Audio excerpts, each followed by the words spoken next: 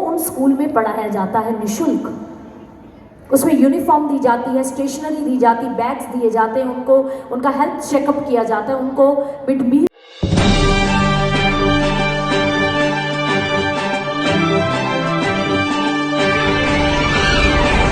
इसने हम पर भारी कर ला दे, इसका वध कर दो, इसको मार दो। और सभी लोग पुकारने लगे, सत्यमेव जयते, सत्यमेव जयते, इसकी हत्या करो, सत्य की जीत करो कृष्ण। और आज मथुरा की गगन मंडल में जो चेतावनी दी, तुमने अपने असुरों को भेजा, मैंने उनका वध किया, तुम्हें चेतावनी दी कि क्षमा मांग लो, शरण में आ जाओ, पर तुम सुधरे नहीं, अब तुम्हारा अंत होगा। अब इतना कहकर भगवान ने अपना एक चरण का प्रहार उसके वक्षस्थल पर किया और उसकी आंखें उलट गई और उसने रक्त की एक वमन किया और उसके प्राण पखेरु हो गए। और इस प्रकार से कंस का अंत कर दिया गया। कंस का अंत हो गया, सभी जय जयकार करने लगे। तो बोलिए कंस हंता भगवान श्री कृष्ण चंद्र महाराज की।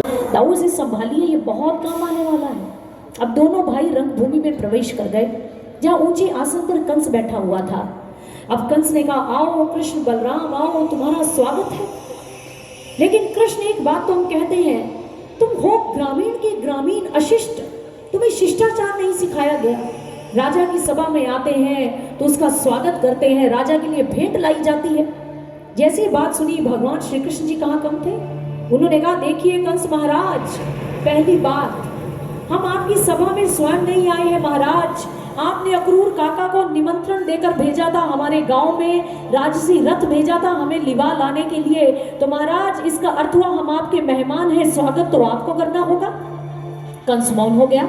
और महाराज दूसरी बात, आपने कहा भेंट लेकर नहीं आए, हम भेंट लेकर आए हैं महाराज। मार्ग में एक पागल हाथी मिल गया था, हम भाइयों ने खेल खेल में उसके दांत उखाड़ लिए महाराज। इन मूल्यवान हाथी दांत को स्वीकार कीजिए महाराज, स्वीकार कीजिए। कंस हक्का बक्का रह गया, अरे इसी तो शिष्टाचार के सारे गुण आते हैं। कंस ने फिर बात संभालते हुए कहा, कोई बात नहीं कृष्ण, आओ, तुम्हारा स्वागत है, आओ।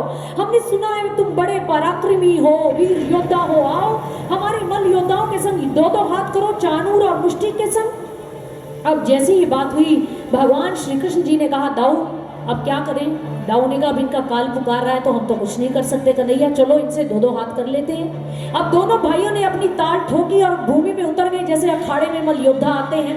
दोनों ही आ गए, एक चाणूर के संग एक मुष्टि के संग हो गया। अब भगवान श्री कृष्ण मुष्टि के संग है और मुष्टि को पता ही नहीं चलता कन्हैया दाएं है, बाएं है, आगे है या पीछे है। उनके शरीर में जो स्फूर्ति है वो मुष्टि में कहाँ है। और इतने में जो कन्हैया है, उन्होंने पांव से कैंची डाली उसके पांव में मुष्टि की, वो भूमि पर औंधे मुंह गिर गया।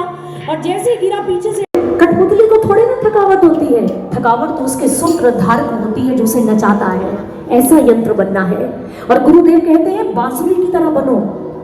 बांसुरी की विशेषता क्या थी कि उसकी अपनी कोई विशेषता नहीं थी, वो तो बांस की बनी खोखली है, उसमें 7 छिद्र हैं, अपनी क्या विशेषता, कुछ भी नहीं। जो भगवान ने उसमें से स्वर निकाला, उसने वही स्वर प्रकट किया, अपनी कोई बात ही नहीं की, अपना कोई नाद ही प्रकट नहीं किया, बस वो प्रभु का यंत्र बन गई।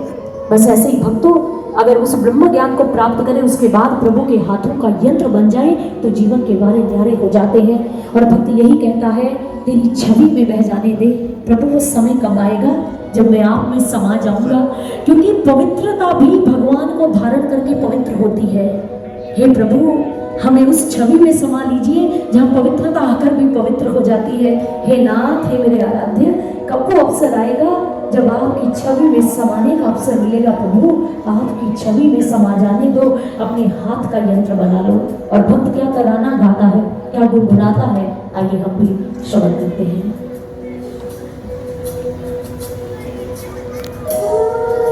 को प्राप्त करेंगे तो आपका भविष्य उज्जवल होगा। इनको आने दीजिए, बहुत समझाया उनको, फिर वो माता पिता मानते हैं और कहते जी हम तो कुछ नहीं दे सकते। ने कहा कुछ मत दीजिए, अपना बच्चा दीजिए बस, और उसको सुसंस्कारवान बनवाकर यहाँ से ले जाइए मंथन स्कूल से। और वो बच्चे आते हैं वहाँ पर, छोटे छोटे बच्चे, आज वो संस्कारवान बन गए, माता पिता के पाँव छूते हैं, अच्छी अंग्रेजी बोलने लग गए, हिंदी बोलने लग गए, नहाने धोने लग गए, उनको स्वच्छता का पता चल गया।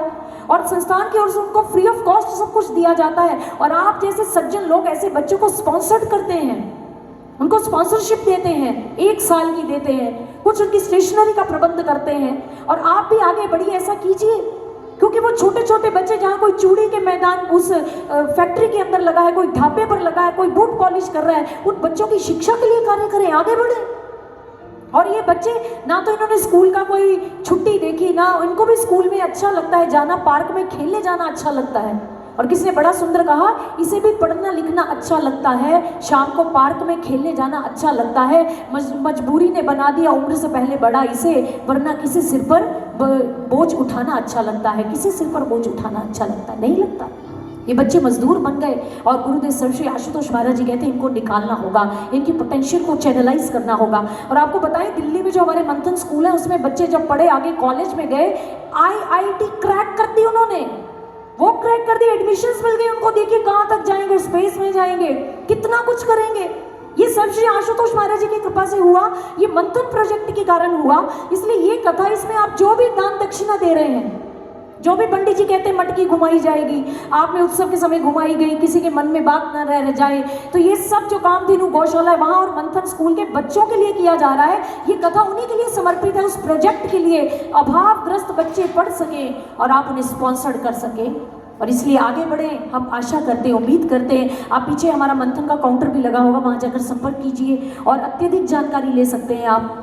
और इसलिए भक्तजनों, अभी जय घोष हम लगाएंगे, लेकिन उसके बाद आपके लिए मंथन प्रोजेक्ट की छोटी सी डॉक्यूमेंट्री 5 से 6 मिनट की है, आप उसे देखिए कि मंथन स्कूल क्या कार्य कर रहा है, जिस प्रोजेक्ट को समर्पित यह कथा है।